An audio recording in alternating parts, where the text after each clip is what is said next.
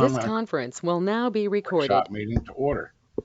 The first thing we're going to do is have a presentation from Creech and Associates, presentation of architectural services for Town Hall Complex. Good morning. Good morning. Thank y'all for having us this morning. Do I need to stand at the microphone? Yes. Yes. I feel like I got my back to people. That's all right. I'm sorry. Very good. Thank y'all for having us this morning. I'm going to introduce ourselves, and then we're going to try and give you a bit of an abbreviated version of this. I have about 50 or so slides, so I'm going to move through this at a pace. And if you all have any questions at any time, please feel free to stop us as we go. Okay? So thank you again for having us. My name is Brent Green. I'm a designer and also a partner with the firm. It says 20 years, but my hair is grayer than that, so I've got a little bit more experience than that. With me today is Rusty Miller, who will serve as a project architect as well.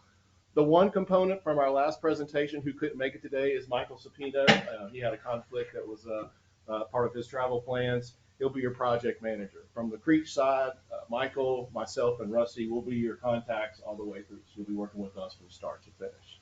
Also, an important part of our team is Warren Pruitt. He's a landscape architect with ADC Engineering. I think you'll remember last time Chris Cook came as well, who is our civil engineer. So we have both of those components covered. Warren will share some of his expertise as we move forward in the presentation. And then last but not least, we have Will Billett, who is our mechanical engineer and represents DWG. This is our go-to consultant team for town halls, and you'll hear in a minute, as I try not to inundate with you, that we do a lot of these. Okay.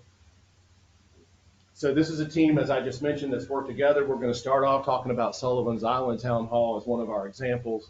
But again, understanding what it takes to build in this climate, no matter what the delivery method is that you all choose, if it's CM at risk or design, bid, build, those are things that we're very familiar with.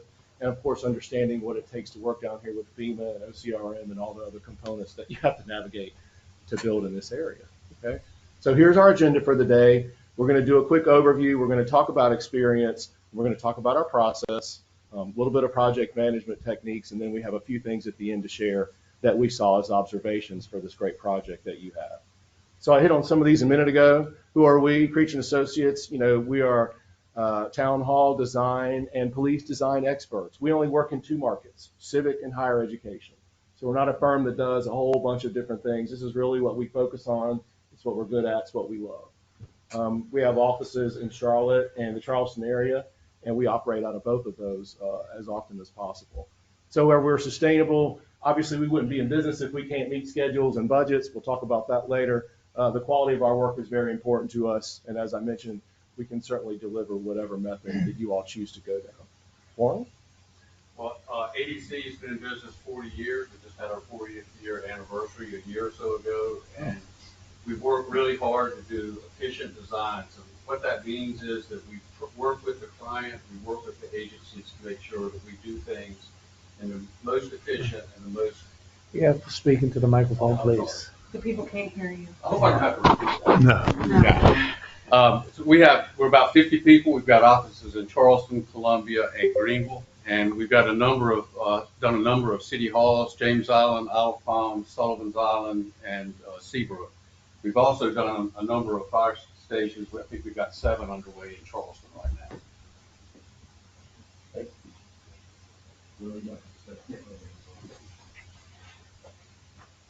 Will Billard, with DWG, we do mechanical, electrical, plumbing, fire protection design.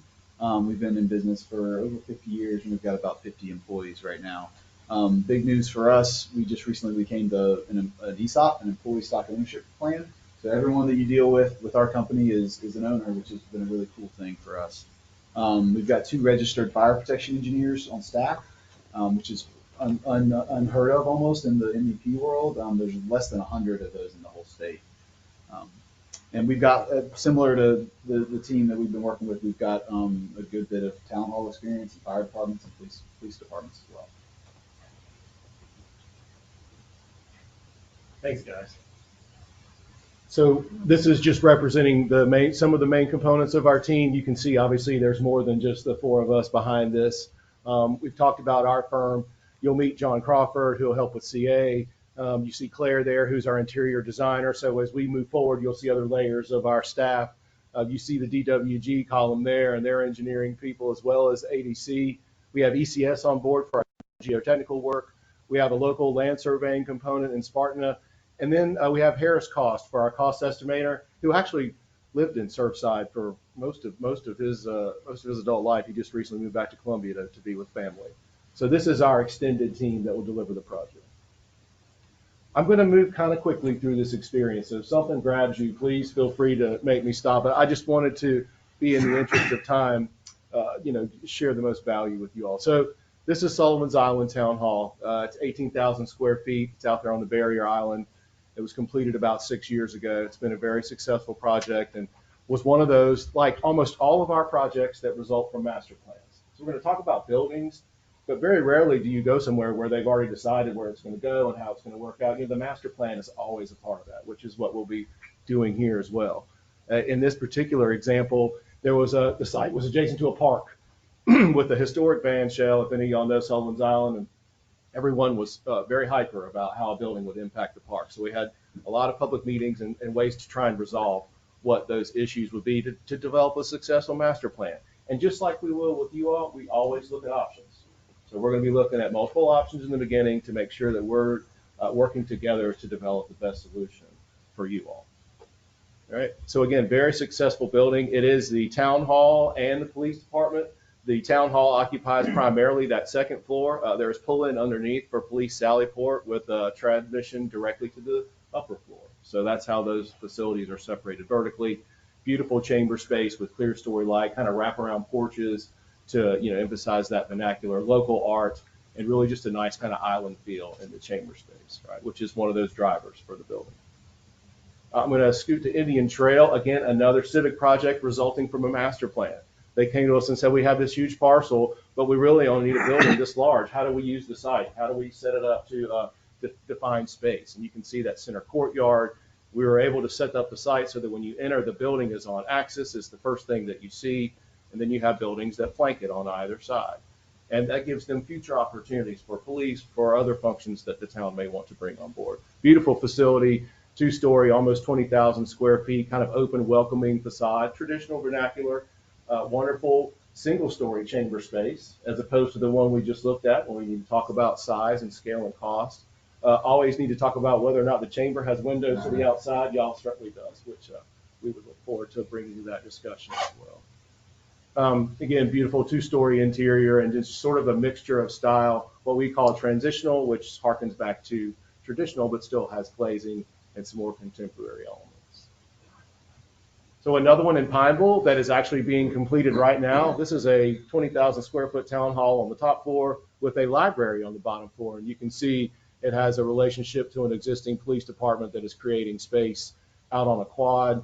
It's designed to look like a mill. There was a mill in the town that was loved that got torn down. And so they wanted us to consider that as an aesthetic, as part of the story. And you can see these are sort of in progress photos of as it's finishing up. Their chamber also has daylight and those wonderful arches that kind of create, that environment. So very special space in the building. Summerfield, another example. We pride ourselves on designing buildings that belong to the place where they are. So you see these look different. It's because they have to belong to where they are. The one in Sullivan's Island looked like a beach house. It didn't start out that way, but we heard from the community that that's what this is supposed to be. In this instance, the site was a park. So you can't come in there with just any building. They said the building needs to look like something that would live in a park.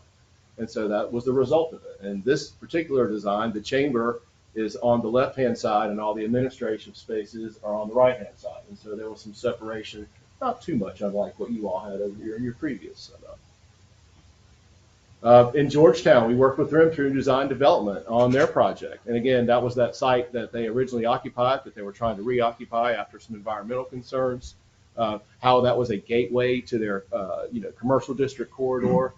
And then here we looked at a conceptual design that needed to belong to Georgetown. You think of Georgetown, you think of brick, you think of towers, especially on the waterfront district. So this was the solution that was conceptualized for them. Warren, do you want to come over here and speak to James Island for a moment? Maybe you and Will? Sure. So this was a project, James Island, the new municipality that's just outside of Charleston.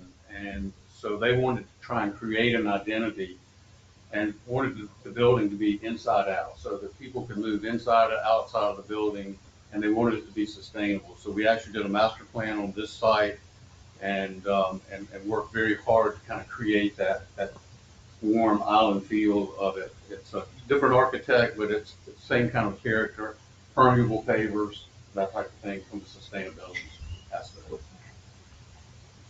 And then some of the things that Warren touched on, sustainability and also the inside outside, that also affects, our HVAC and our electrical designs. We looked at HVAC systems that were high efficiency systems and also scheduling. They had different functions in different spaces, so that's something you always need to look at as far as which system you use where and how you schedule those. This next building is police forensics. This is for the city of Charleston, and this is their laboratories for where they do all their crime scene investigation and such. And so the interesting thing about this is it co-occupied a site with the fire station, so we had to work the circulation, vehicular and pedestrian, between those two facilities. You don't know. He had the hard part on this. You don't always see an architect throw up a picture on that bottom right where you basically see in the back of house, the generators, the HVAC equipment. But it was a big challenge working with ADC when he talked about having multiple occupants within the same building. You have gates, securities, cameras. There was a big coordination effort to keep all those different departments separate and give them the physical and security that they needed. Thank you, guys. Appreciate that. So we understand that part of this may also include the police department. And I just wanted to throw this in there. Again, we've spent this kind of beginning period talking about town halls. We have a vast amount of law enforcement experience as well, whether at the municipal or county level. We've got over 10 in the Carolinas that range in size from 80,000 square feet to 10. So again, I think we've worked at a pretty wide range of scales, and we certainly understand all the important design components for law enforcement facilities. And I end with this one, and you're like, why are you showing me this one? It's just fun because it's something we're working on together. It's Capers Hall, for any of you who are familiar with the Citadel. It is one of the main buildings that you see when you come in the main gate there, and it is under construction. And this is an example of maybe a slightly more complex, larger scale project that this team is working on together. So again, we really enjoy and have a great amount of history together. Okay? Rusty's going to come and give you a break from listening to me and talk about our process. So as we get into the design process, we break it down into three main phases, and that's the conceptual design phase, where we'll work with your team to determine space needs.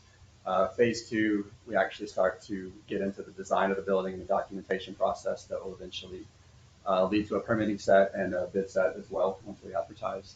And then the final stage is construction, of course. So once we have a bid, a contractor on board, we'll see the project through construction administration. So in phase one, the first thing we'll do is get into space needs. So we'll work with your leadership team, individual departments, things like that to determine what spaces you have now, what's working well, what's not, what you could need in the future in terms of growth. We have a number of matrices that we use to determine staff growth and population growth and what that will lead to in terms of spaces going forward. But we want this facility to be a long-term solution to the community. So looking 20, 30, 50 years down the road. Once we get into actual spaces, we realize that the council chambers and courthouse have the highest integrity and importance of the building. So we'll look at that in terms of what the needs are for flexibility, security, AV needs, imaging, acoustics, things like that. And then once we have a solution for that, we'll look at more day-to-day spaces, meeting rooms, conference rooms that also provide flexibility depending on size and who will be using them from the day-to-day, and office spaces as well. So you see here one of our standards for a director level with a 4-top meeting space there, all the way down to potentially individual offices or open spaces for workrooms. Everybody didn't get one of those. Just right. So once we have an idea of size of offices, size of departments, things like that, we can begin to work with adjacencies, and the matrix that you see on the bottom left there kind of work. It lets us see what departments work together, who needs to be beside each other in the building, and that will help us to begin to lay out some diagrammatic floor plans as well.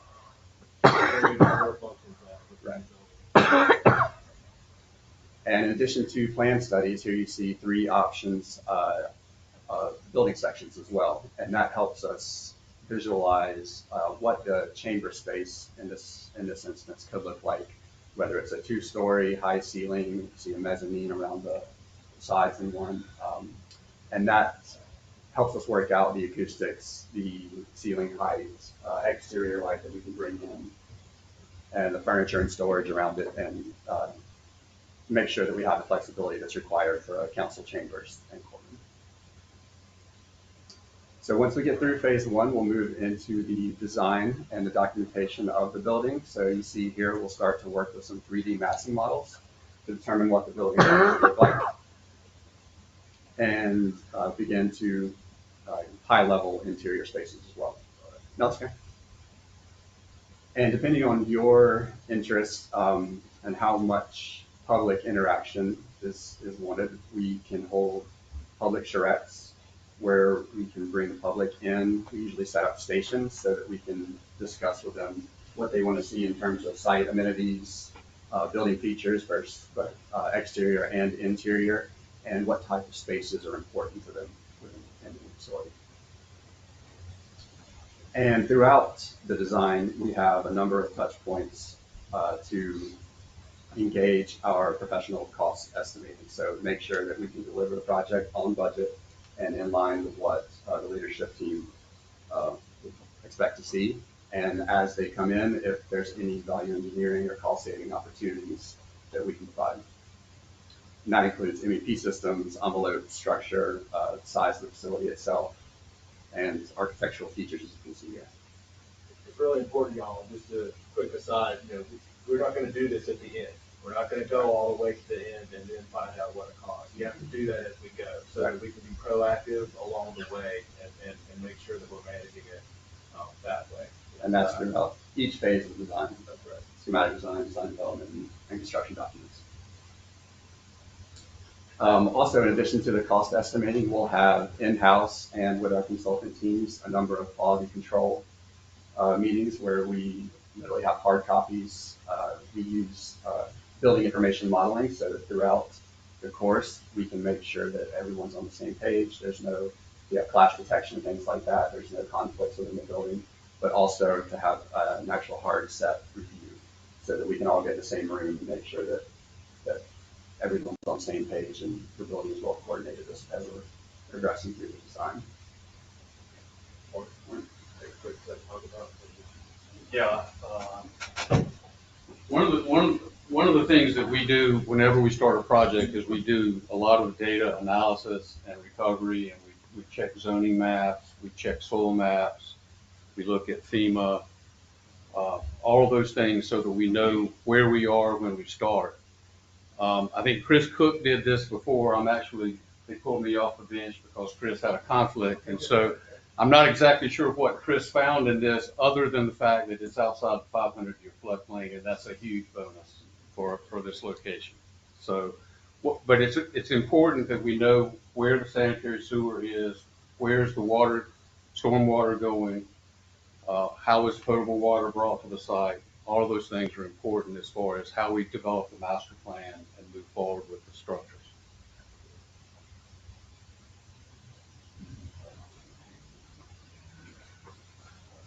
And so, there's a lot of buzzwords in the industry about sustainability, but it's always a balancing act. We look at y'all's building. This, to me, when I hear y'all talk about it and read about it, it sounds like a 50-year building to me. So you're always balancing cost, sustainability, maintainability. You're really looking for the total life cycle cost of systems. You need to make sure that they're accessible, maintainable. They've got to be where maintenance people can get to them when you fix them, because you're going to have these systems for 50 years. So you got to be able to maintain them.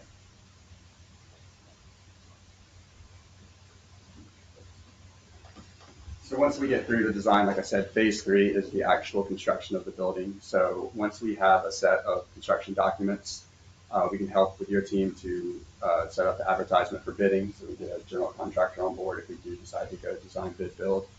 And then once the contractor is on board, help with vetting out scopes and try to reduce any scope gaps and the added costs that would come with that. So try to minimize that going into the construction phase.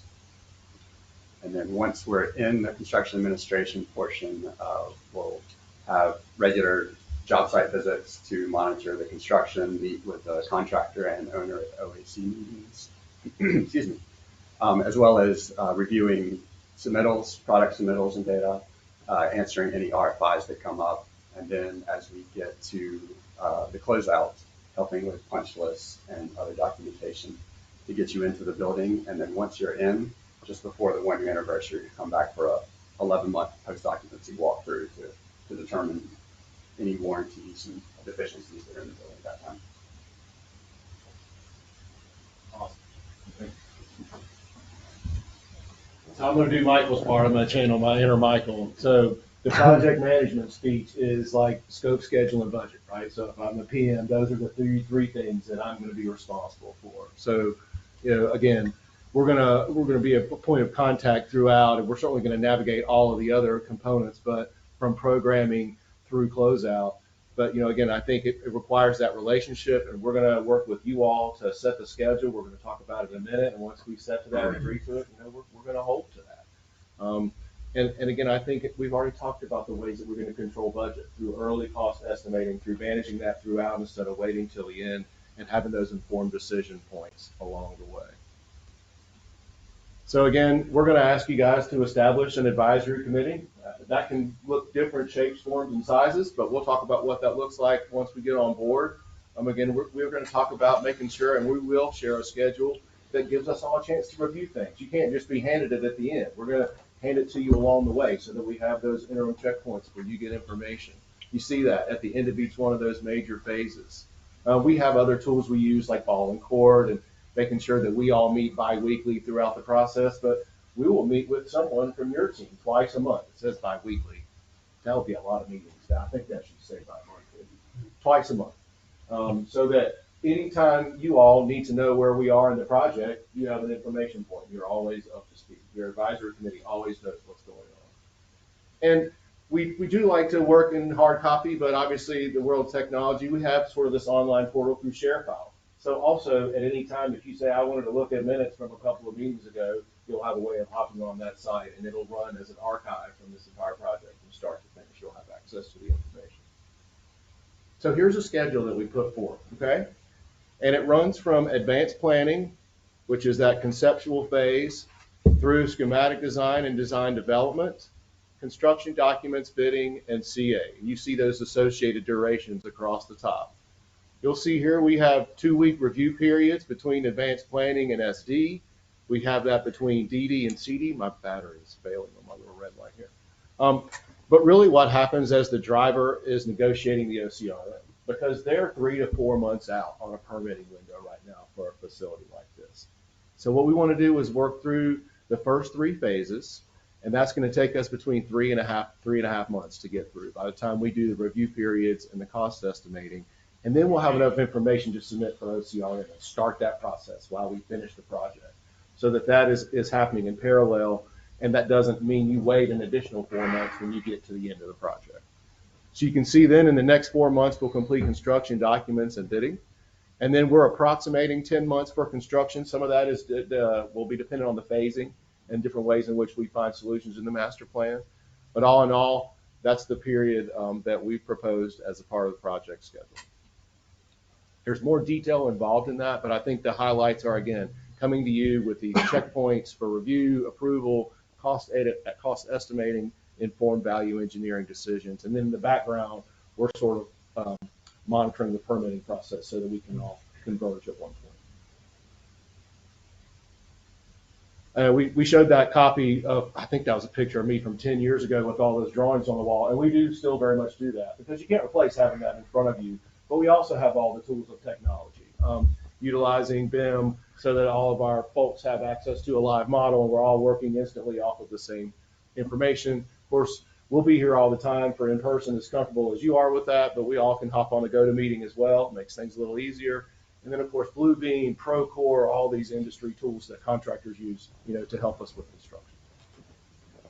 This is just an example of 3D models. The cool thing about what we do is once we are in that phase, our production model also makes pretty pictures, So you literally can put on a set of goggles and walk around inside this thing. There won't be any surprises on day one. So, how am I doing? Okay.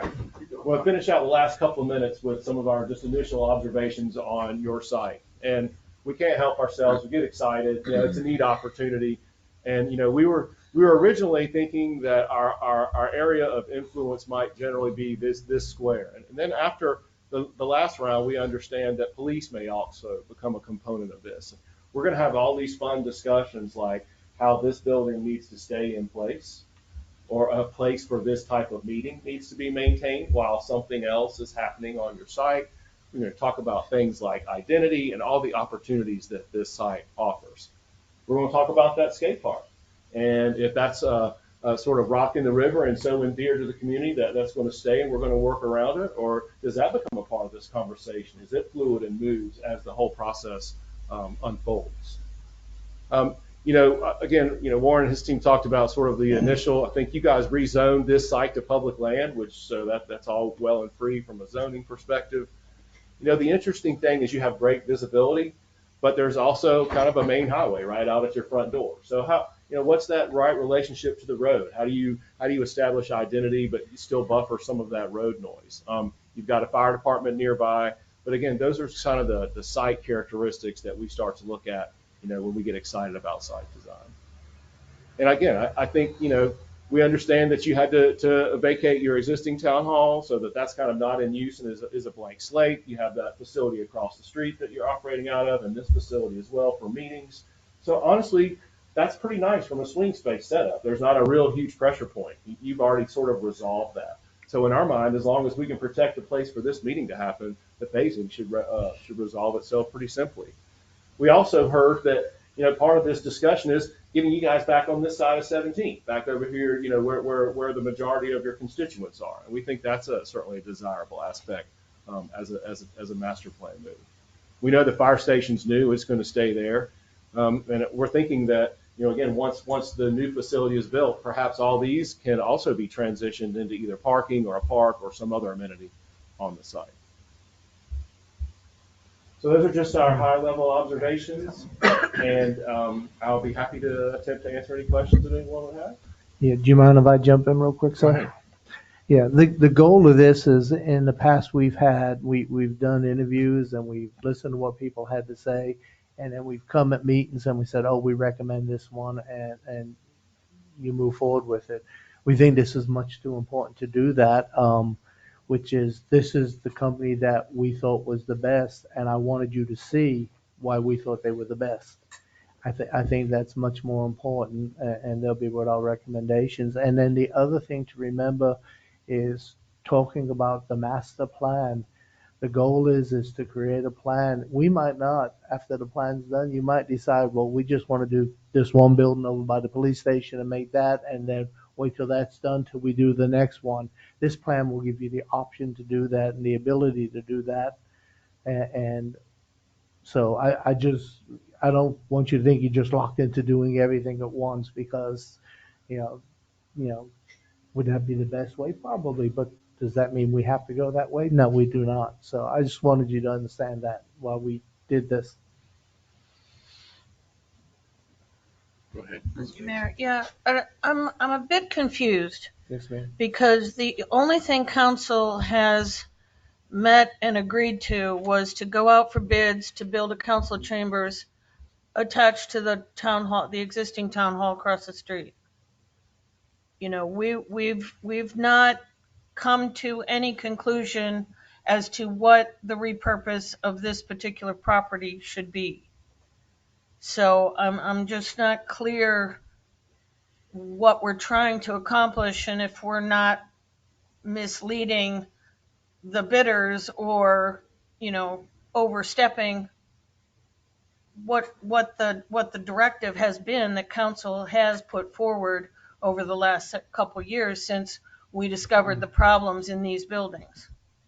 This is kind of way outside the scope of what we ever anticipated, one, in financing or accomplishing, you know, when we approved the money for this particular project to address the mold issues and the structural integrity issues of these current buildings, this one included. You know, this just is like way outside of any discussions we've ever had.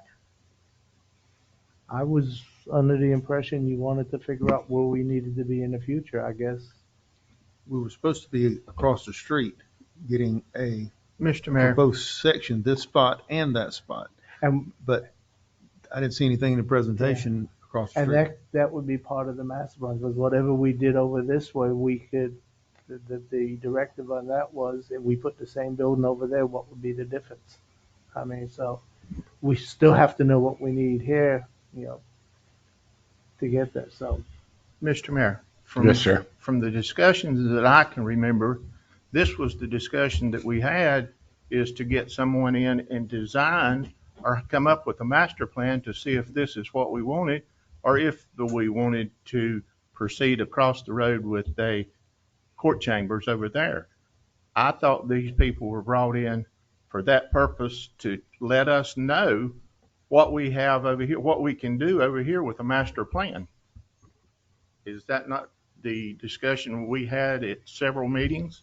And this is why these people has been contacted or put out for bids on these things? That was my impression, yes, sir. Well, the design and build, that's what we're talking about now, the actual layout and what it's going to be. When council had asked you before to figure out the price on what it would cost to build the council chambers over there and what it would be to build them over here. That was the last thing that council charged you to do. And the council basically came up that we had allotted an amount of money to build the council chambers over on the other side.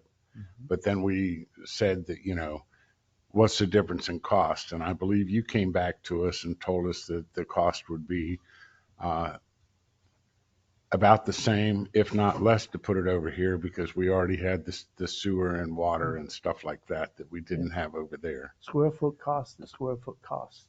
I mean, you're correct, sir. Site prep is significantly different. Agreed.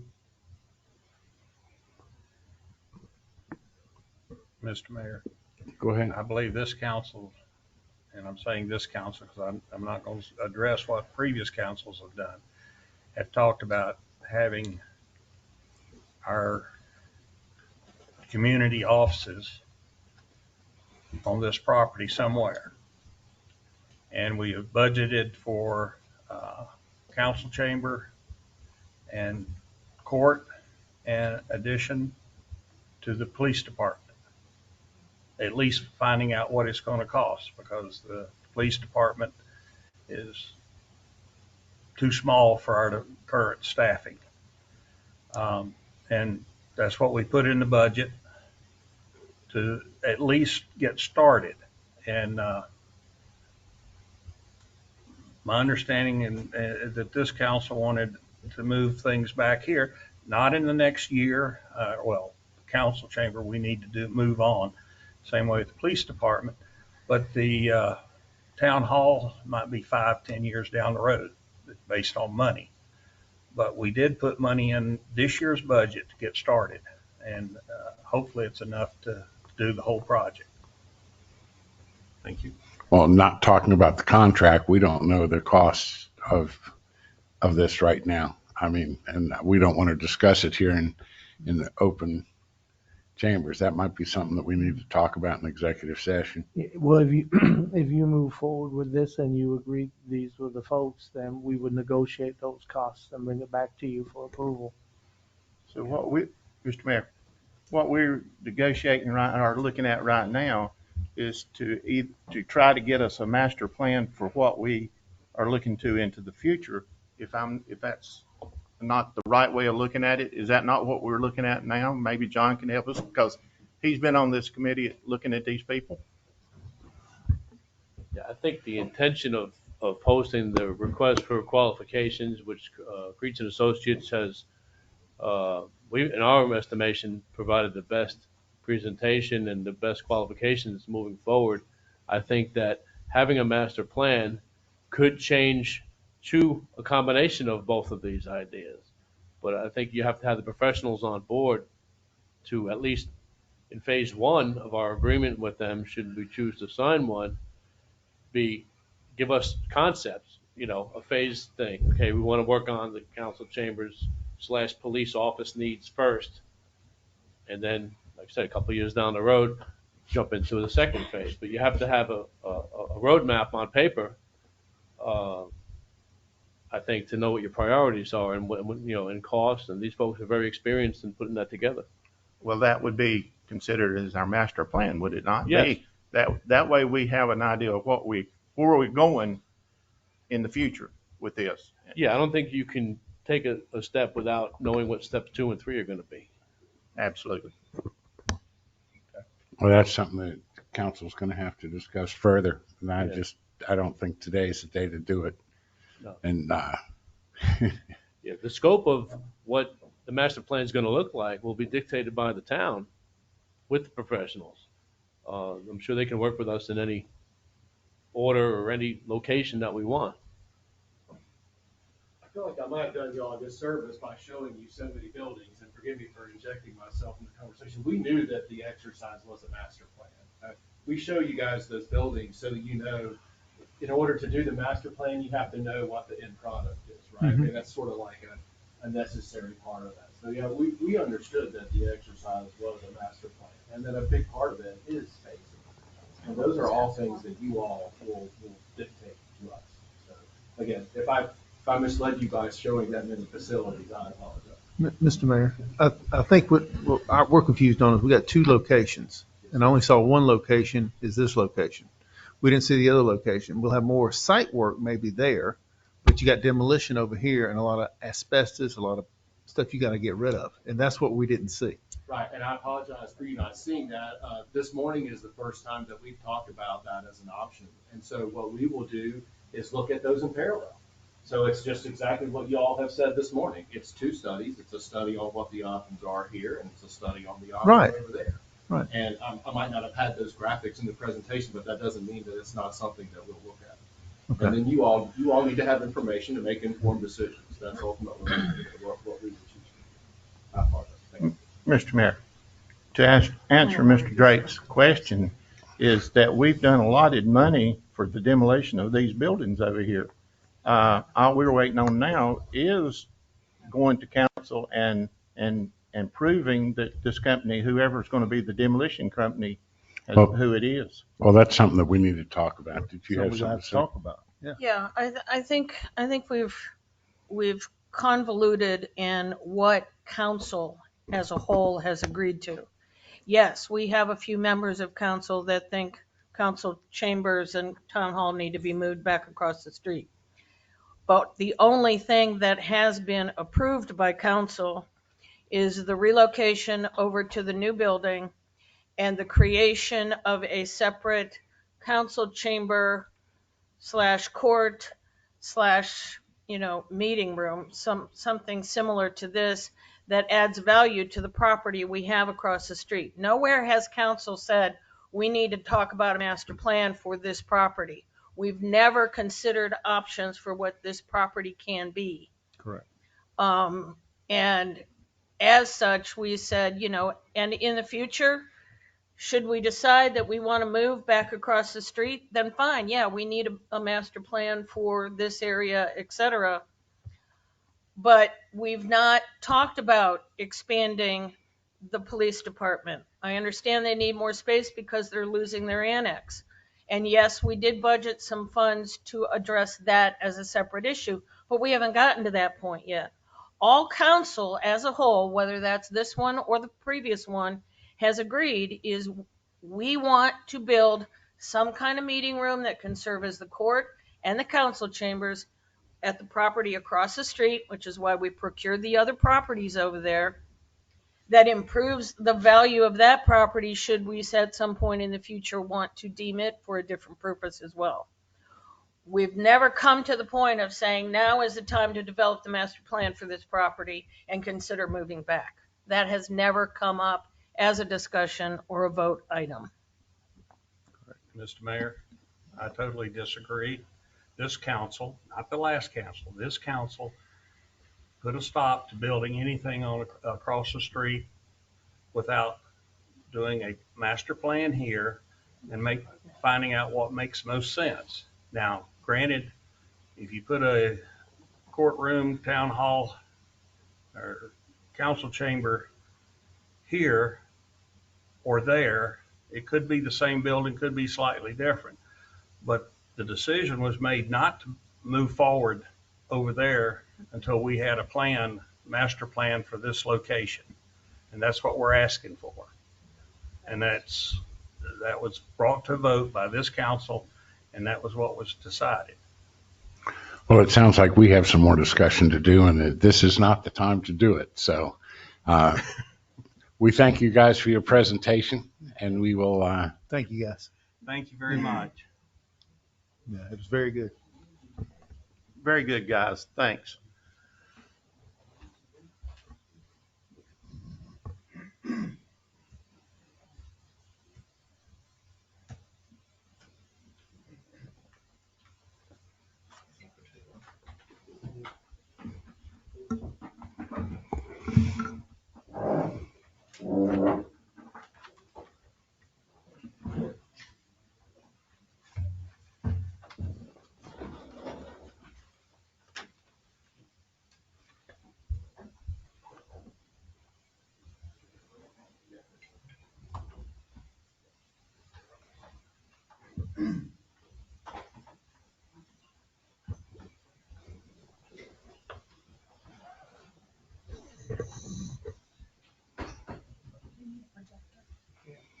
Okay. You need a projector?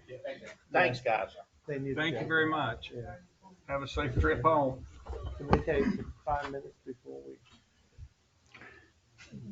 set it up? Yeah. Are we stopping? So are we getting the projector, or what are we doing? I think Sherry's doing.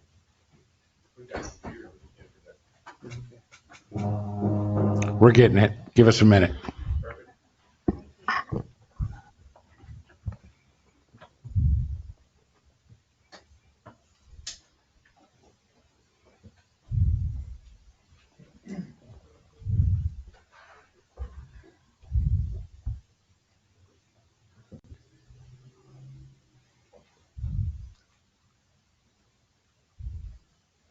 What, do you bring that with you? Do I? You bring that with you from over in town hall? No, I leave it here because other committees use it.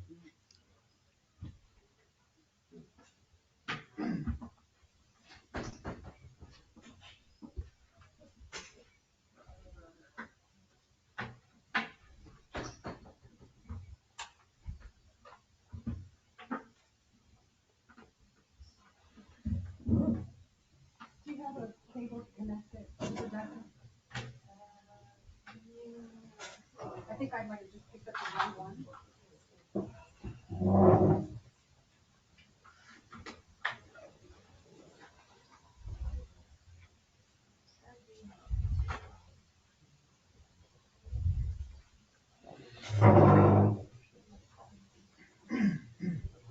Thanks.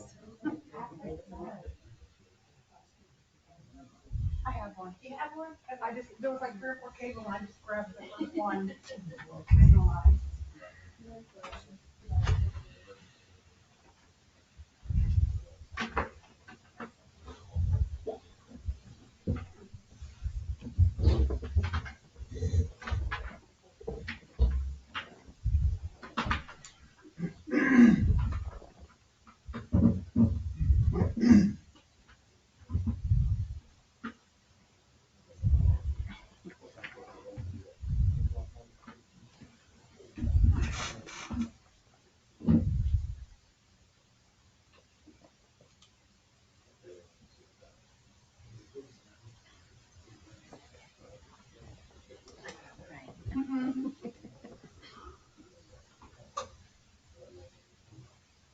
There you go.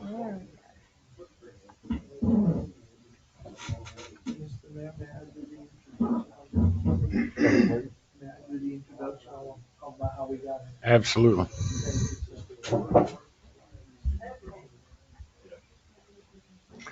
Okay, the next thing on the agenda is Pivot Parking, a presentation for town parking management services. Yes, sir. Go ahead. Again, what we're trying to do is help the council make an informed decision based on the request for proposals and that process that we did. We actually got 3 in, and one of them didn't meet all the criteria and standards that we requested, and then the other one didn't get it in on time. They did get it in afterwards, but I know there's rumors out there saying that our equipment wasn't working, but in actual fact, if you look at the software, what they sent me, they didn't send it to the right email address. So in saying that we went through this, we felt that it matched everything that we asked, and I asked them to come in today and talk to you about what they can do for us, because we've got about 6 months to the end of this contract. Thank you very much. So I just drive up, push the button, I guess, right? It's not the remote. Okay. So, good morning. Good morning. Please have my back. I'll try to That's not okay. have my Don't back to worry you. about it. Dinner is the next. Okay, gotcha. Okay, gotcha. Mr. Mayor, members of council and staff, thank you so much for the opportunity to be here this morning. My name is Scott Diggs, and I am the CEO of Pivot Parking. We are a regionally based parking management company. We are based in North Carolina, South Carolina, and Virginia, providing parking services. So today we're going to go through our understanding of your community, scope of work, and all about your community. A little bit about myself. So this year, I don't feel like I'm this old, but I guess I am. But I've been in the parking business this year. What'd you say? Join the crowd. Join the club? Yeah. My wife keeps saying, "Oh, we're old." I'm like, "No, don't think that. Quit saying that." But I started a company 30 years ago called Lanier Parking with a friend of mine when we were living in Atlanta, Georgia. And so we started that company, I like to say, when we were young and dumb and broke, and just trying to see if we could start a parking management company at that time. And so when we were living in Atlanta, we built that company up into about a 450 location company, operating in 52 different cities across mostly the Southeast, a couple thousand employees, and we managed pretty much every kind of parking that you can think of. I mean, we did 3 Olympics exclusive. We parked the Salt Lake Games, did a lot of parking all over the place. So my experience is I've parked and done parking in 52 different cities, and done a lot of municipal contracts, operations. I'm actually the guy that was the consultant behind the Myrtle Beach parking program when we originally privatized the Myrtle Beach program. I live in Wrightsville Beach, just up the street, right next door to Wilmington. So, and then we sold that company in 2014, and then through that course of time, some things went right and some things went not right with the companies that ended up buying our companies that sold twice. And so, about 3.5 years ago, right in the middle of COVID, we decided to reorganize and start another company and do it all over again because I didn't feel like it was being done well and the way that it should be done. I think that these small regional-based parking companies are the way to go. You get a lot more attention to detail and a lot more service. So we have a tremendous amount of experience behind us. And in that period of time, we have built this company into where we now have almost 30 locations. We will be 2 years old at the 1st of September. And we built a team of almost 100 employees already with 30 locations and contracts that I'll show here momentarily. My business partner, Paul Atkinson, and then Tina Reed is with me today. She's our executive vice president. And we've got another EVP, Brandon Lauderback, works in our Virginia market. And then Corinne Zurcher is with us today. She's our senior operations manager as well. She runs and manages all of your municipal operations for us. I'm a big believer in a lot of infrastructure. To do parking and to do it well, you've got to have a lot of boots on the ground to make sure that you're doing parking well and paying attention every single day. You just can't hire a manager and drop them on the ground and say, go have fun and run parking. You really need to have a lot of brain power and senior expertise behind the program. We are very technology-based people, so we really like to use technologies to our benefit, and so you'll see that throughout the course of our proposal. We're very active in the parking industry as a whole. We're members of the Virginia Parking Association, the Carolinas Parking Association, and then our national international program is called IPMI. We're a member of it as well. So we stay very active and go to these types of meetings. We basically manage and do any kind of parking that you can think of. So we do consulting, we do garage management for urban parking environments, surface lots, shuttle, event management, and obviously municipal parking operations. Just a few of our clients that we presently have right now. We'll talk about some of the success stories that we've seen with these thus far. But Wrightsville Beach is one of our clients. Been running that program for a long time and going really well. Surfs. So now it's going to be, we got to be really careful because we want to have hopefully both of your communities, so Surfside and Surf City. At one point in my career, I had Beaufort and Beaufort. If they don't like you to call the other one the wrong one, you got to really make sure you do it right when you go there. So remember that? So Surf City, North Carolina, we have, which is obviously just north of Wilmington. Interesting. We're going to talk about that one a lot because one of the things that we're going to have as a recommendation here is the use of text to park and really moving toward a fully automated environment. Going extremely well. That community is 100% equipmentless. It's all done with cell phones, which is pretty interesting. It's going really, really well, and that's the direction that our industry is going. We have Carolina Beach, North Carolina. We also started this year North Myrtle Beach, just up the street. And I won't go through all the additional locations, but as I mentioned, we've got about 30 locations already in our management purview, and I've already talked about all that we do. So I'm going to turn that over to Tina to get into the nuts and bolts of our proposal. I like the fact that this is a workshop setup, so we do want to talk about our proposal, but also hopefully we can get into an open dialogue too. Pick our brains. That's why we're here. So one of the things we want to hear from you during the course of our proposal is interact with us and let's talk about these things, because between the group of people in this room, there's a lot of parking brains in this room. So you might have questions about why equipment, why not, license plate recognition, or why not, why we do the way we do things, and the technology and the basis for which the parking industry is moving. So please feel free to interact and ask us questions as we go today. So thank you. Thank you. Good morning. Good morning. So yes, we want to talk about what we can bring to the table, and our key primary skill is customer service. We want to make sure that our ambassadors, while they're out enforcing, they are ambassadors first. They're an extension of your operations, making sure that they, we direct our training with them to make sure if you see someone that might be having difficulty, ask questions. Don't wait for them to ask you a question. You ask first and make sure that you're making sure that they understand the rules or where they need to go, or if they just have questions about your town, we make sure that they know where things are so that they can give that direction. But we make sure that customer service is key and first. We've had some really good social media posts for some of our enforcement agents up in Carolina Beach. This is Maggie, and she is phenomenal. So everyone loves her, and we try to make sure that those are the kind of ambassadors we hire. Personalities first, and if they don't have training, if they don't have experience in parking, that's okay. We'll train them on parking, but it's the personality that we want to hire first. Payment options. We know that currently right now, I think y'all have gone to Text to Park this year, being your first year with Text to Park. We started when Pivot began, we started with Text to Park as one of our primary options just because of COVID. Everyone's got used to not touching anything and using your cell phone to make payments, where COVID not the greatest thing for the parking, it advanced technology in parking by 5 years.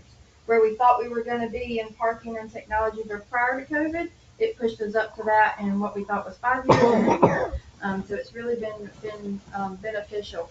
In Surf City, as Scott mentioned, we started that program there in 2021. They went from a non-paid parking environment to a paid parking environment. And they did not want to incur capital cost of equipment, and so we brought to them, let's do Text to Park. And so it's 100% Text to Park. Everyone uses their cell phone. You get the questions of what if you have an older crowd and they don't want to use cell phones or they don't understand the text. There is an option where you can pay. We have a telephone number on all of our signs. They can call in. They tell us what location they're at, and we'll do the payment over the phone for them. So there is those options and availability for those customers who don't feel comfortable doing it that way. But we've had a lot of success, like I said, we use Text to Park in every one of our locations.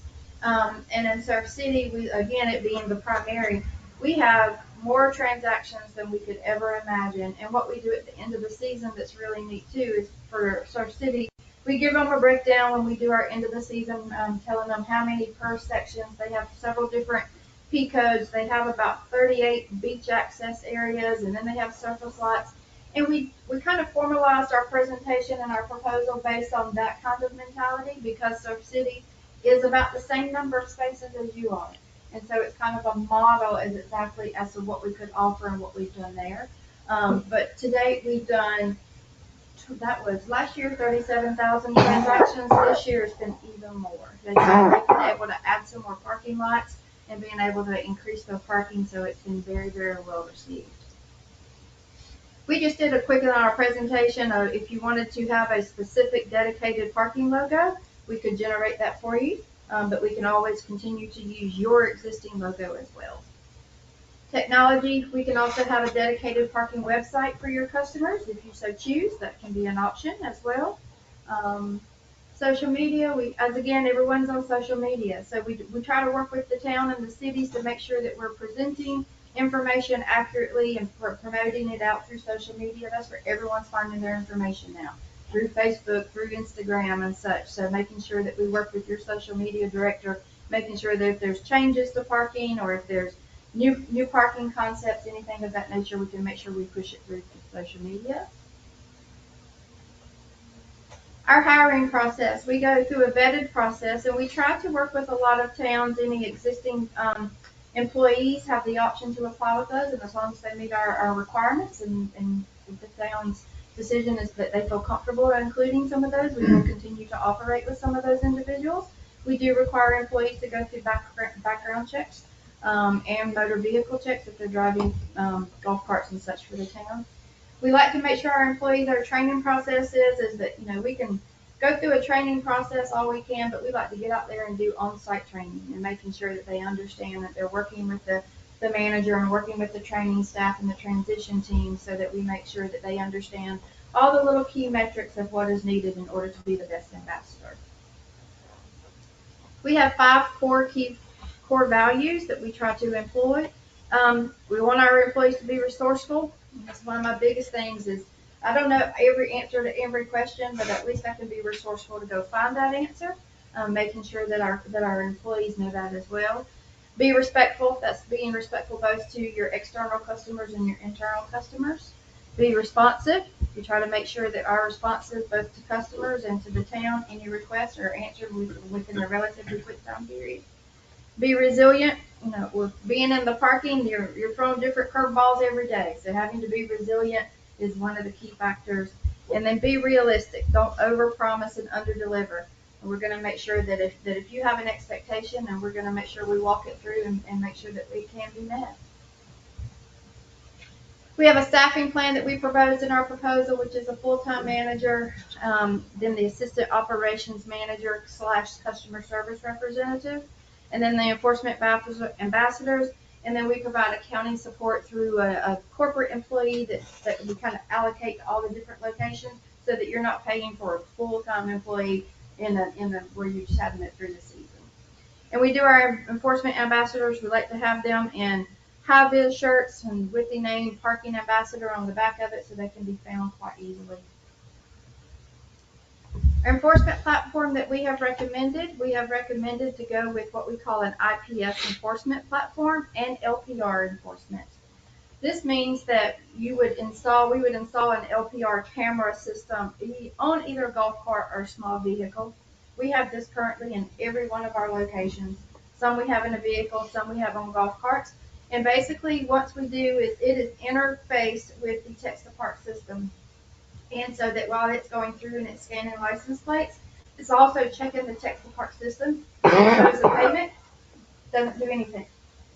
If it shows no payment, they get a woo, woo, woo, woo, and it lets them know that they need to go and they need to look at that car a little bit harder and potentially write them a ticket. It also allows for checking of residents. So residents, whether they in North Myrtle Beach is doing this now, where they're progressing to where they're not going to have residents have to display a decal.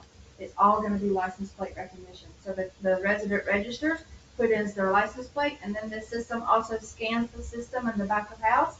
And as they're scanning license plates, it lets them know that they're okay to park, that they're a resident. And so then it helps reduce the cost of having to worry about decals and doing that registration process, and it can all be done online.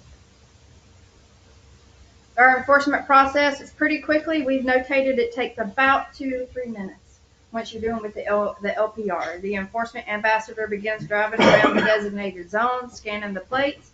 The plate or scanned identified as a potential violator. It integrates with the payment platform, as I said, and allows for a quick assessment. And then the enforcement ambassador verifies the parkers not displaying a decal or a handicap sticker.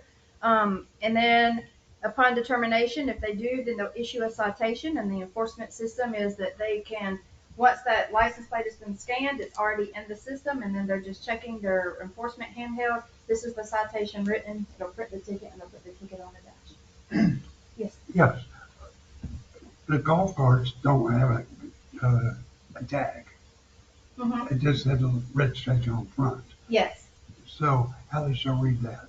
That is a little bit different there in that it would still require, because your golf carts don't require the tag. Yes. Some cities and towns have decided to require a golf cart to have a tag. So that would be a decision that would need to be made. If you continued with just the decals, then the enforcement officer would simply enforce by that decal. And then after they've written the citation again, they put that ticket on the windshield, and then they start the process over. But going down a street and doing that, it makes it a lot more efficient, where that they're not having to get out for every vehicle and type in that license plate. It's automatically scanning that and going down the road. Again, this is the little handheld that we use. It's simply a little phone, but it gives all the pertinent information, and they can go in. And it also allows for the system, so we would inherit any historical data from the current provider. And if, when we're doing enforcement, then if it lets us know that if there's someone who has unpaid citations and they are bootable, if that's what your ordinance allows, then it sends us a notice that we have a bootable vehicle. But it lets that enforcement officer know if they're a multi-repeat offender. Collections and accounting. Again, in operating, going to a more equipment-less where you're not having to deal with cash is a positive, task as well, is that you don't have to worry about going out and collecting from the pay stations if you're not taking coins and dollar bills, and it makes for a little bit more efficiency. But if you choose to continue with that, we do employ a 2-person collection team. We set particular schedules and we do that collection, and then we would always make sure that the counting of all that is done with the manager on site and under camera supervision. It's a little hard to see, but the collection process, again, is based on what your ordinance states.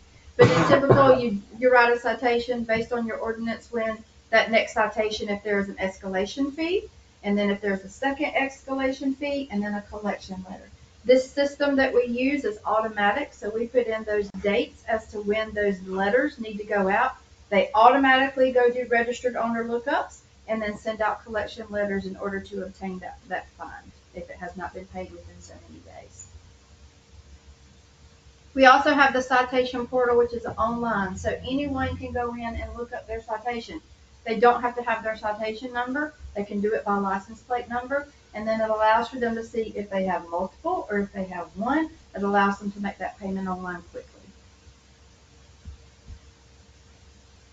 Budget explanations. In our proposal, we provided 3 different budget options and that we wanted for you to review.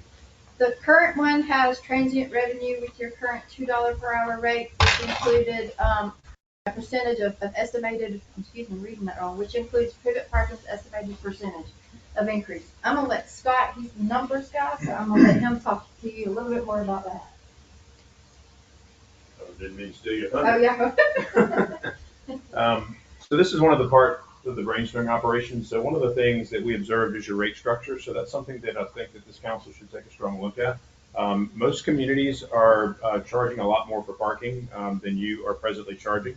We like to think of parking as products. And so a lot of people don't really think about this, but if you take your town and you separate it and think about all the parking products that you are offering to your customers, and the customer, it can be a day tripper, someone that's renting a house for a week, it could be a year-round person, it could be a resident, it could be a handicapped person, it could be an employee, you have employees that need parking. So you have a lot of products. All those things that I've just stated are products.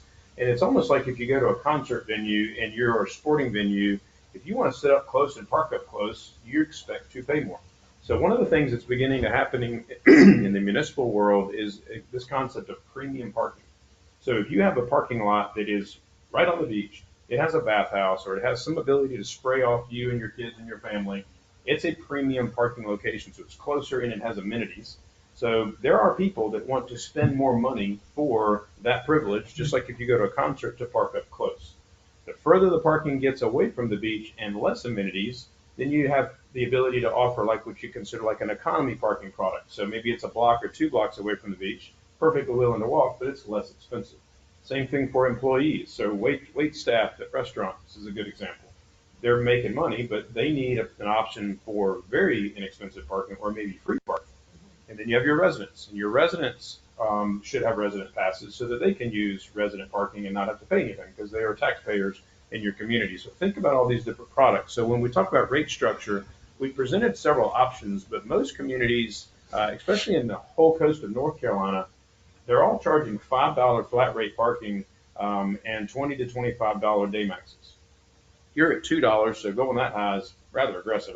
Wouldn't recommend doing that. But as a council, I really think that you should consider what your rate structure looks like and how you want to present the rate structure. So in the last model, what we've shown is, oh goodness, none of us are going to read that. Is that focused or are my eyes that bad?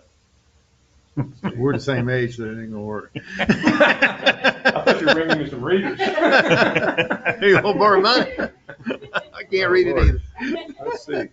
Tina still doing me no good. You are the greatest. All right. We are that old. We all are. Thank you. Thank you, Chief.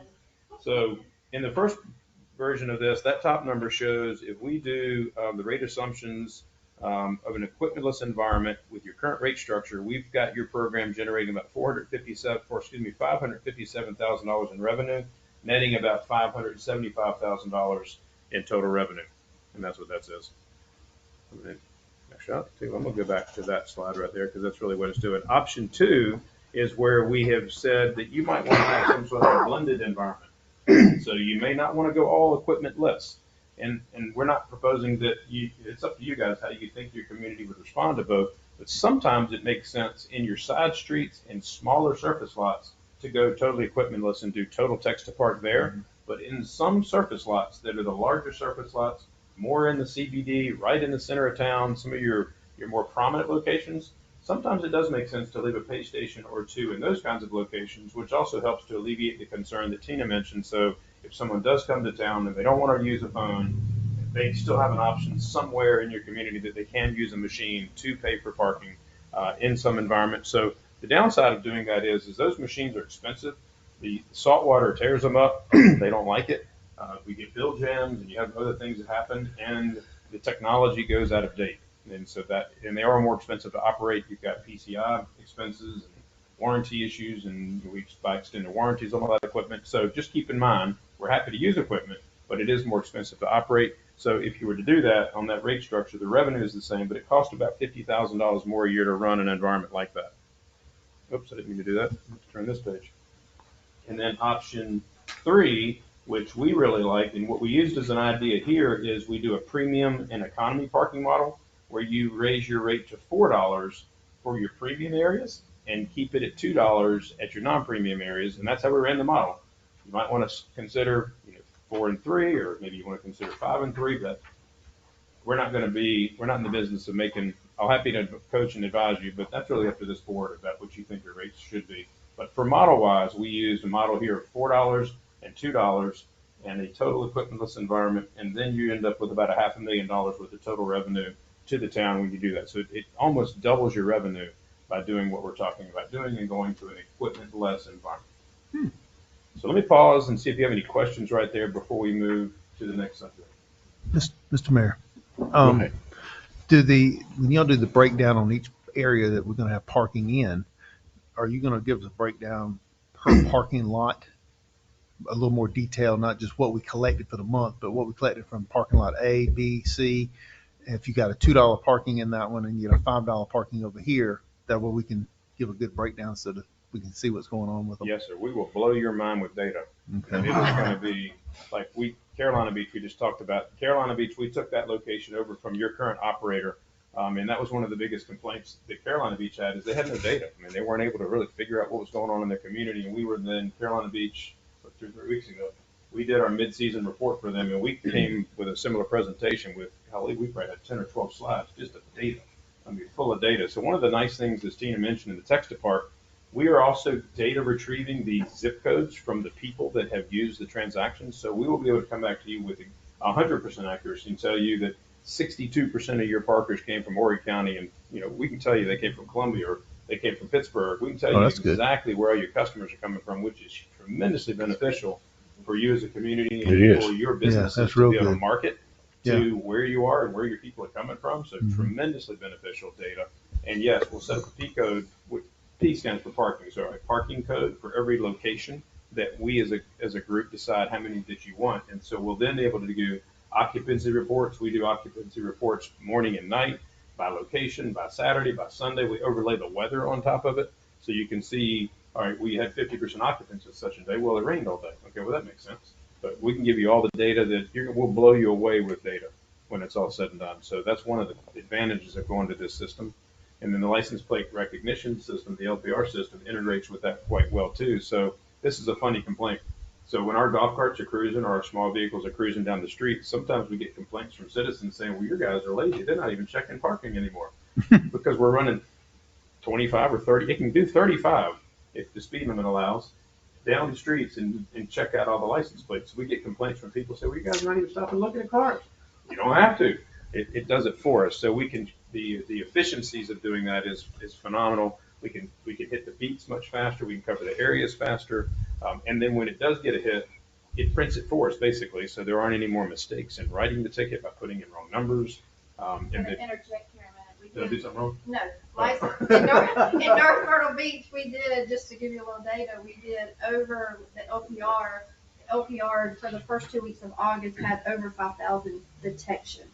So it detected over 5,000 cars in a 2 week period of license plates in which it was rectifying whether it was a resident, it was a legal parker, or a registered parker. So it kind of, there's, when he talks data, sometimes we have to scale back and go, okay, it's too much data, too confusing, but yeah, we can do it by P code. We do, there's a lot of data. Will your LPR run a golf cart sticker? It will not run a golf cart sticker. That's the only thing is right now as we're trying to determine, because it's reading from the license plate from the back and there's no way for it to read some sort of decal on the front of the golf cart. So that's something that we would, as the same thing we're kind of doing in North Myrtle. We're still having to check golf carts because of their decal. They talked about the potential of doing maybe like Myrtle Beach where they require a little license plate on the back of it, which would alleviate that. Well, we have resident parking stickers, plus we also sell non-resident parking stickers. So we have 200 non-resident parking stickers. And It has the state sticker. It has the state sticker on it. Right. Yeah. South Carolina requires you to register in the state. Plus we probably have 1 million resident stickers because we have 3,100 residents, but then every vehicle they have gets a sticker. So it's quite a lot of stickers. Do you make them purchase that? No, it's free for residents. But if I come in and I have a motorcycle, a golf cart, and 3 cars, then I get stickers for all of them. And some people are not putting the sticker on their car; they're giving it to their friends and stuff like that. So that's where when you deem that you don't require a decal for a vehicle that has a license plate, then they can't pass off that decal. Right. In a Right. vehicle in itself, Good point. registering your license plate becomes your virtual decal. That's good. So on a vehicle, your license plate does become your decal, and they can't pass that off. That's good. And that's a good point too. So it's not about just the revenue that you're generating; it's the revenue that you're giving away that's worth talking about as a council too. So we coach our clients all the time about, okay, in the data, when you talk about data, you're going to get a data report that comes back and says, okay, this is how much you generated, but you also gave away as much as you collected. So you may want to have a discussion with your board too about how much do you want to keep giving away. Do you want to do non-resident? Do you want to just do resident? Do you want to do, like Tina said, just go to license plates? So those are decisions that you as a board should entertain about how much you're giving away. Go ahead. I'd like to know is there any pay stations? Our data that we have now shows that our pay stations are bringing in 65% of our income. I realize that eventually it probably will go to no pay stations. That's just seems to be the way that it's going. But at this point in time, that's still where a lot of our revenue is coming in. And with that being said, I think it behooves us to keep pay stations in our bigger lots. Are there any pay stations that are able to integrate with pay to park so that you can still use the license plate reader to verify if they've been paid or not, or do you still have to depend on the So the current pay stations you have are what we call T2 loop models. right? They are of an older generation. I'm not sure what their modem capability. They're not capable. 3G stops in October, and so they're, everything that's operating on 3G is no longer supported. Those, and again, those are a little bit clunky. They've seen their wear and tear. They've done what they needed to do for you for the years. Right. There are some newer models, and we recommended some what we call IPS. It's a little bit better, newer model to keep those pay stations. That particular pay station and Text to Park both integrate with the LPR system. So there are integrations. We are right, like in North Myrtle Beach right now. They have the Parkion pay stations, they have the Passport app, and they have Text to Park. All three of those payment platforms are feeding into the LPR. So we're able to check all of those so that we're not issuing a citation if someone paid at a pay station and they paid in that method, because it does require you to convert to the pay by plate. So it's not when you're going to that pay station, you have to enter your license plate because that is what you're registering. And I have one more follow-up question, kind of as far as the license plates that are free parking. Is that able to be updated such as a yearly basis or whatever, so that, let's say somebody moves out of town, but they still have a license plate for South Carolina, we don't want to allow them to have the free parking anymore. So we have direct back-end user access to be able to update all of that information. Good. All right, thank you. And we also recommend building a website for you so that all your passes that we're talking about, whatever passes you deem that you continue to have, they actually can go onto this website that we developed specifically for your community to sign up and do that themselves digitally, electronically, which takes the pressure off of the parking office, and it puts the data in the computer system properly and it integrates with the system. So that's another thing that we do recommend allowing us to do for you.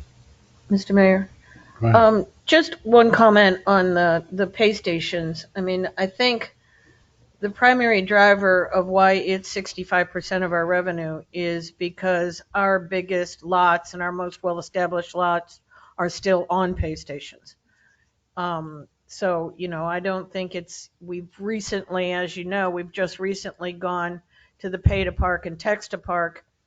Those are relatively new areas that we've never charged for parking before, such as beach accesses and down Surfside Drive, et cetera. So I think part of that is because our primary parking has not transitioned to the pay to park or the text to park things. But talking about the primary parking, as you well know, we're under construction of the new pier, and council as a whole has not really discussed the parking situation, the design of the parking lot, or how we will go about, deciding what will be charged or anything else. There are people that have said it's going to have a controlled access gate access, I don't know what that parking mechanism is that, you somehow you're going to drive up to that gate and it's not going to open until you pay or something. I don't know how that works.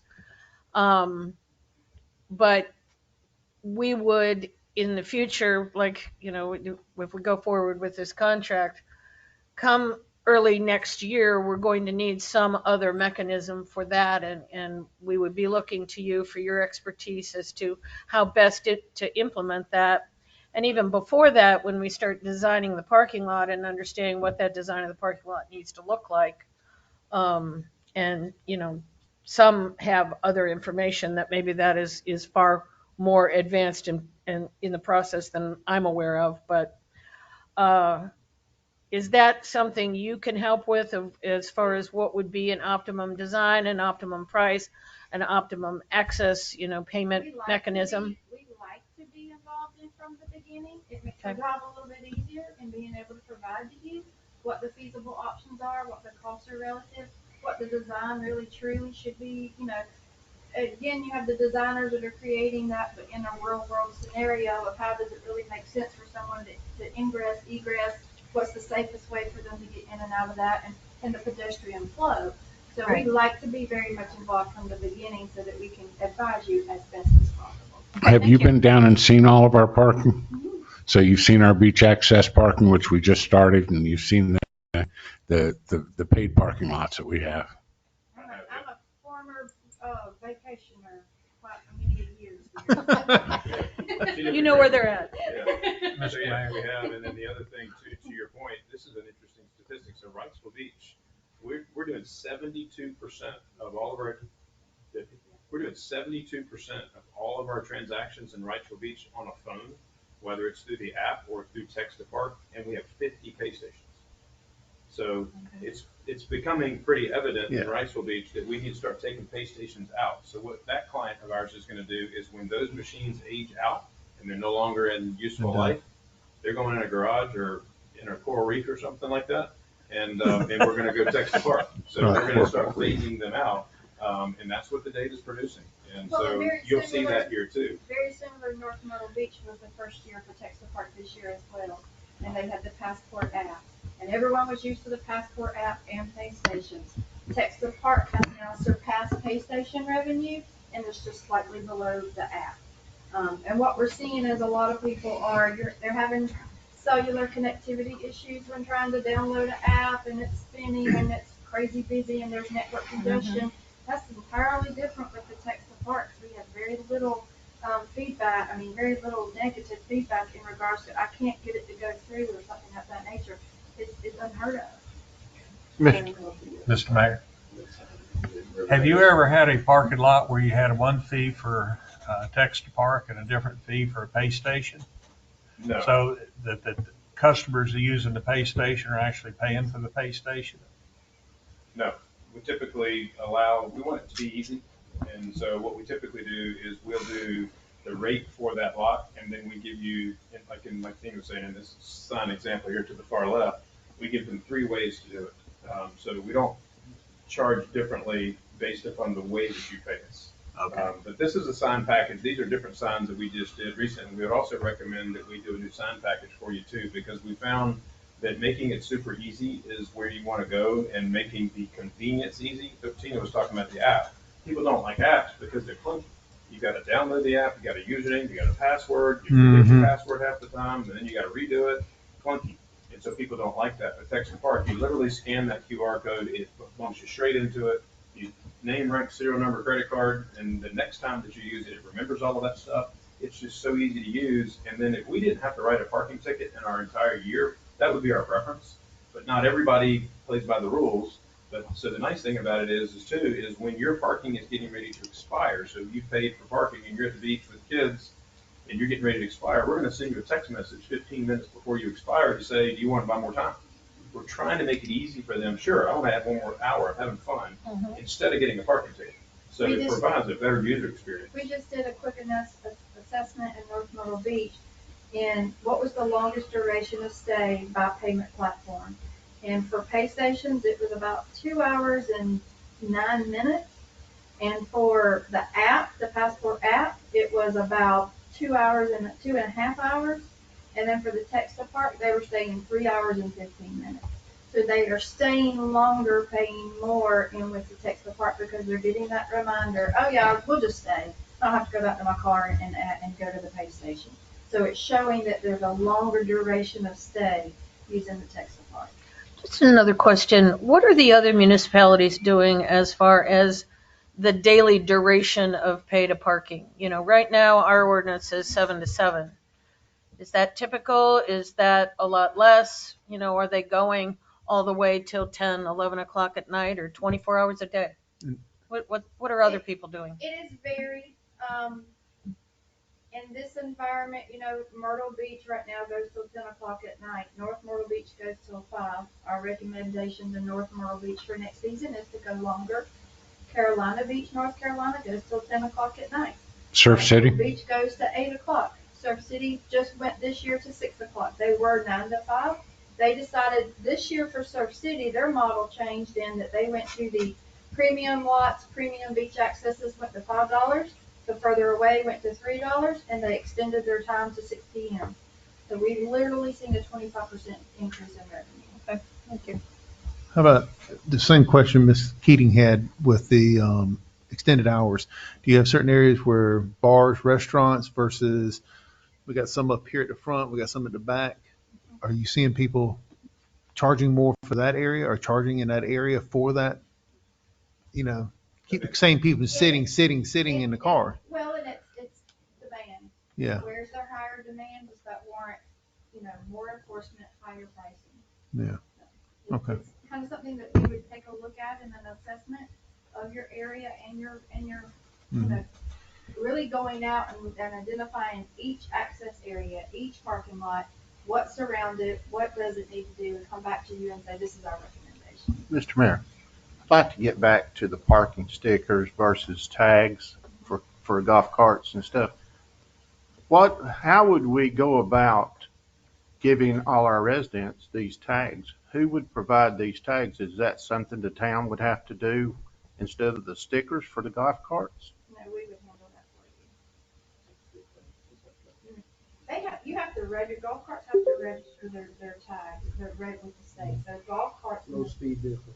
Yeah, low speed vehicles have to. You have to have a registration with the state for the golf cart. But if it were to be that there would be a tag, we could implement, it's not a license plate tag, it's a little bit smaller and has a little bit less digits, but it would be in that placement on those golf carts. But that would have to be done by a town to hand them out for the free parking for these people.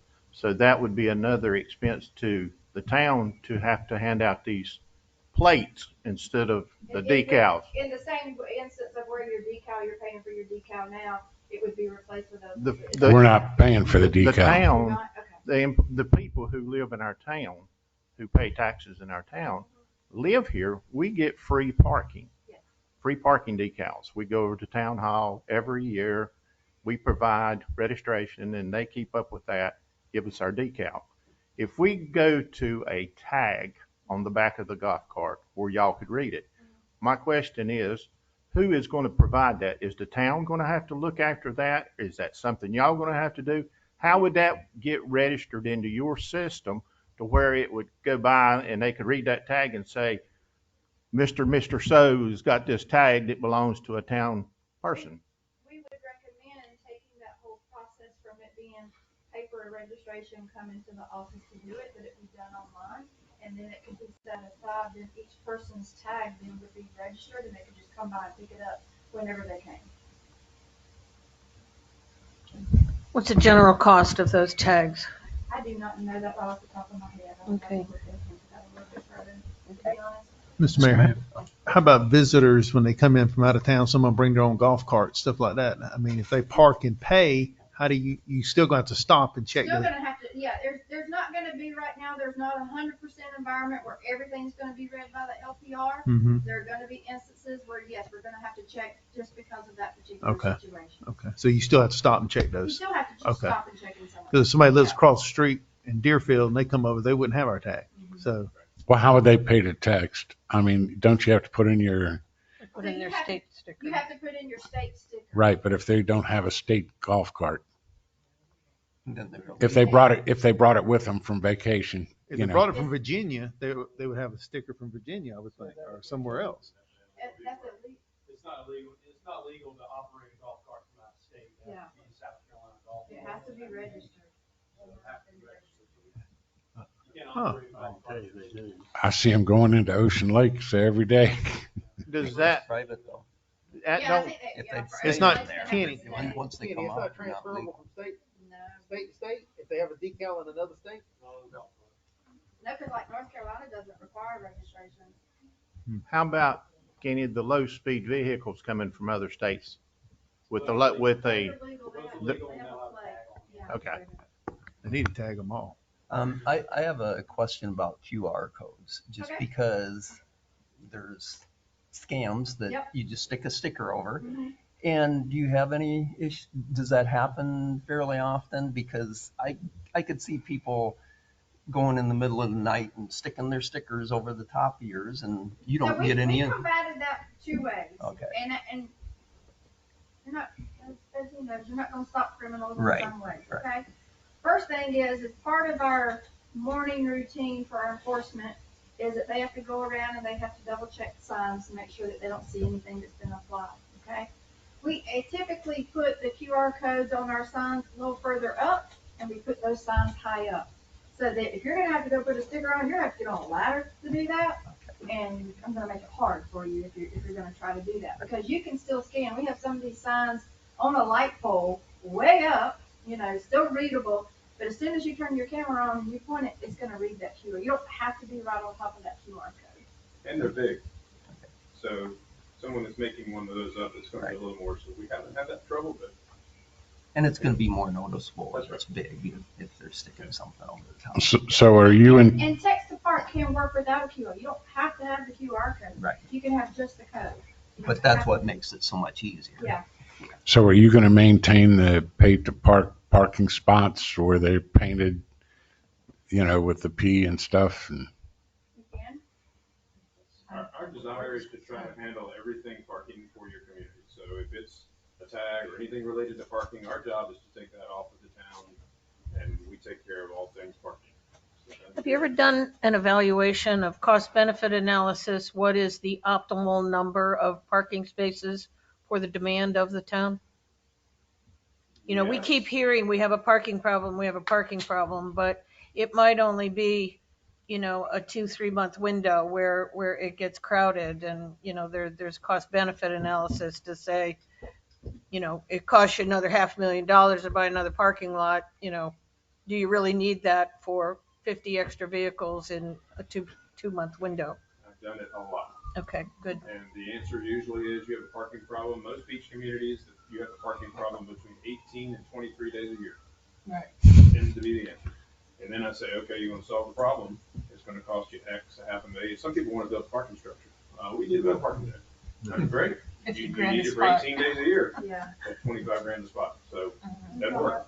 And then we've also run into, should we shuttle people to and from the beach? And so we buy a satellite parking lot and shuttle them to the beach. It's a great idea, except for at 2:30 in the afternoon when the thunderstorm hits, you're the one, or we are the ones that have gotten them there. If we don't have a way to get them out of there, and now they have no protection and they get zapped by lightning, guess who's potentially at fault? Because we couldn't get the 400 people we took there, we couldn't get them off, and we took them there in 4 hours. You can't get them off in 2 minutes when the thunderstorm hits, so that doesn't work.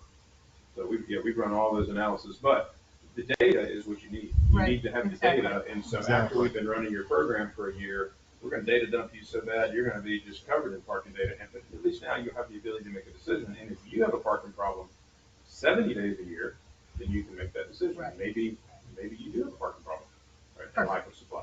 Great, thank you. Sure. Any other questions? I'd just like to say thank you. I had a lot of other questions, but you answered them all in your presentation.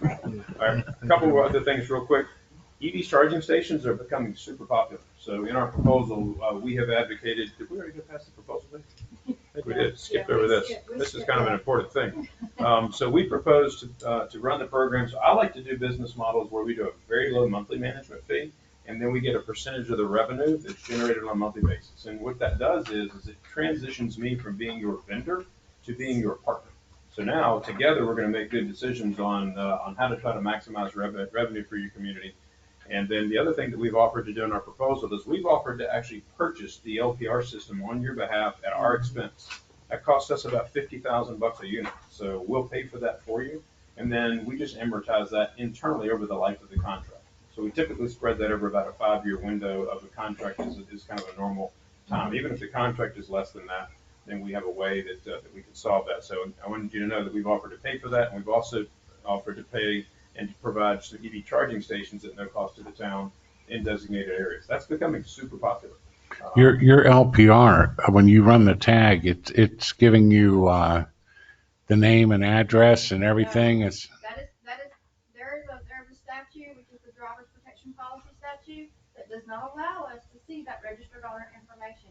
when we do a collection letter, we contract with a third-party vendor who has that certification in order to get those license plates. That's what I thought. I just didn't know how you could have an LPR and get that We used to be able to DMV get data. the ORI number and be able to do it, and they stopped that. So we can't do that anymore. And even the Department of Justice is now implicated. We have to do multi-factor authentication in order to do certain things. So there's a whole process. Yeah. Enforcement officers never see any information about that person. All they see is the license plate and if it says not paid. Now, the other thing the license plate recognition system will do for you is that if you have any debts that you're looking for, if it's in our system, you give it to us, and if it reads it, it'll send you an email letting you know where that car is. Bad guy look up. So if you've got bad guys, we'll find the bad guys for you.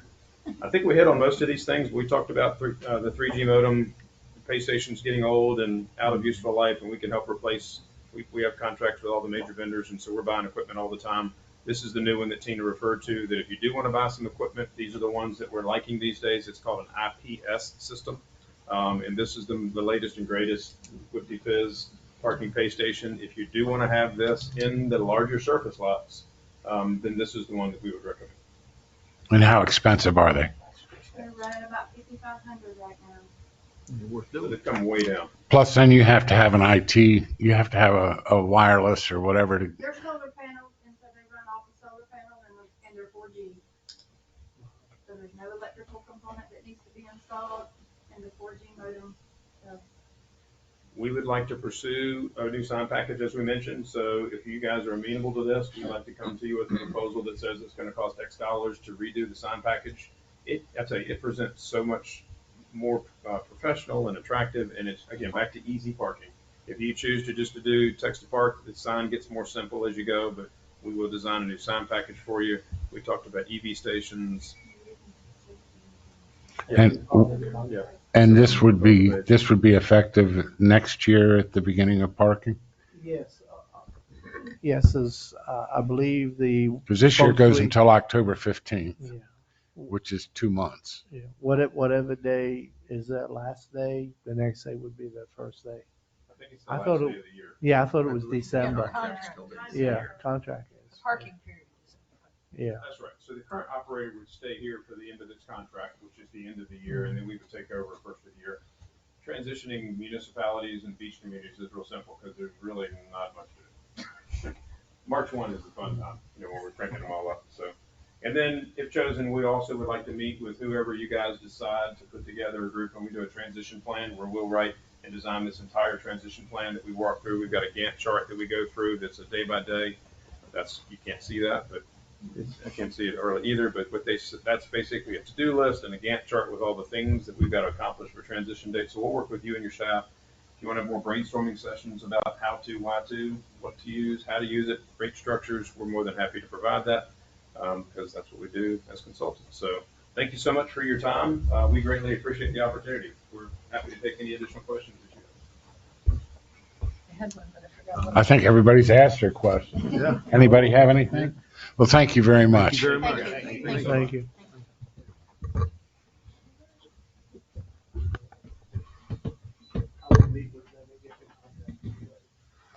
Okay. With that, I think that ends what we're talking about today. So with that, I need a motion to adjourn. Mr. Mayor, I'll make a motion to adjourn. Second. All those in favor? Uh, This meeting is adjourned.